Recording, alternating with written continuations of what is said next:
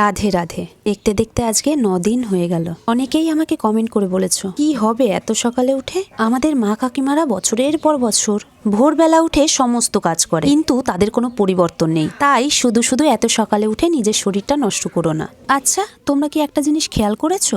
মা কাকিমারা ভোরবেলা উঠে সমস্ত কাজ করেছে ঠিকই, কিন্তু কোনোদিন নিজেদের শরীরের কথা ভাবেনি। ব্যায়াম প্রাণায়াম করার মতো তাদের কাছে সময় নেই, আর গীতা পাঠ করার সময় তো একদমই নেই। তবে বিশ্বাস করো, আমি এগুলো করে ভীষণ ভালো আছি। আমি আগে এত সকালে উঠতে পারতাম না, আর আমি যে কতটা নড়বড়ে সেটা আমার আশেপাশে থাকা মানুষগুলো খুব ভালো করেই জানে। আমি প্রেমানন্দ মহারাজজির কথা শুনে যেদিন থেকে ব্রহ্ম মুহূর্তের কথা জানতে পেরেছি, সেদিন থেকেই আমি ভেবে নিয়েছিলাম এই নড়বড়ে আমিটাকে শক্ত করতে আমাকে এটা শুরু করতে হবে। হয়তো ভাবনা চিন্তা করার অনেক পরে শুরু করেছি, তবে শুরু করার পরে আমি আস্তে আস্তে বুঝতে পারছি এই নড়বড়ে আমিটার মধ্যে ঠিক কতটা পরিবর্তন এসেছে। আগের মতো অলসতা ভাবটা আমার মধ্যে নেই, শারীরিকভাবে দুর্বল ভাবটাও অনেকটাই কেটে গেছে। কথায় কথায় আমার মুখের বুলি হয়ে গেছিল ভালো লাগছে না।